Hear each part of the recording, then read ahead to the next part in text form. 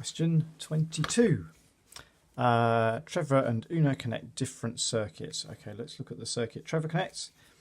Power supply, thermistor, lamp. He gently heats the thermistor. Describe and explain how heating the thermistor affects the brightness of the lamp. Okay, a thermistor, it's a resistor that is affected thermally, i.e. by temperature. It's one of the two sensing components that you need to remember. There's a thermistor and a light-dependent resistor. Both of them, if you increase the thing that they measure, the resistance goes down. So a thermistor, if you increase the temperature, okay, the resistance goes down.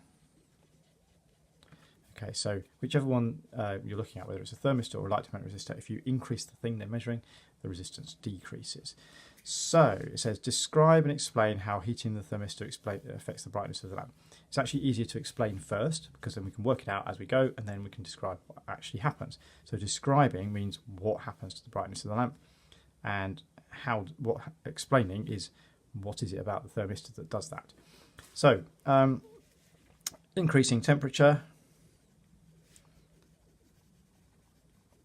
means thermistor resistance decreases. Okay, so that's the first step.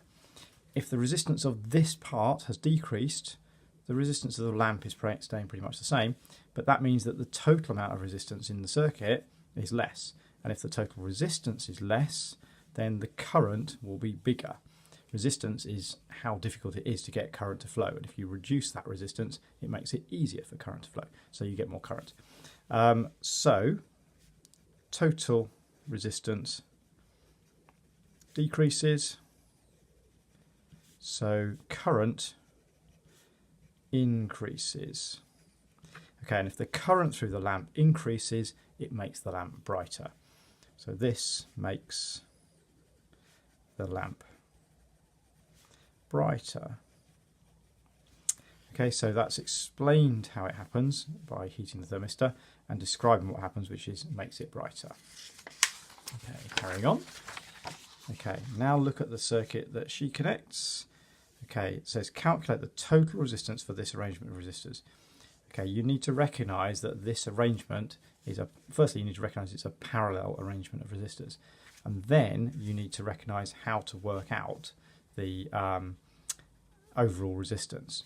The equation for it, which you have to remember, is that 1 over the total resistance is equal to 1 over resistance number 1, which is 2, plus 1 over resistance number 2, which is 3, plus 1 over the last resistor, which is 4. Okay, so that means that that is equal to, let's do those on the calculator. I'll do it I'm not very confident with doing it in fractions. I'm going to do 1 over 2 plus 1 over 3 plus 1 over 4 and that's 13/12. So 1 over r is 13 over 12.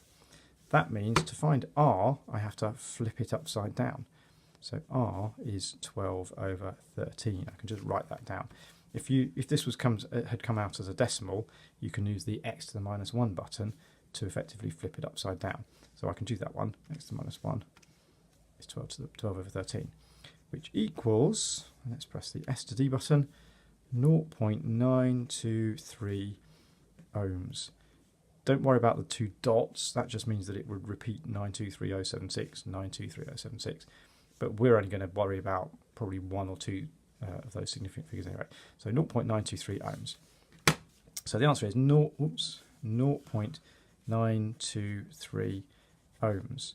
To be honest, one significant figure, so 0.9 would probably be enough, but I would generally recommend 2 significant figures at least for all questions. 2 or 3 is a good answer. So actually I'm going to give that to 2 significant figures.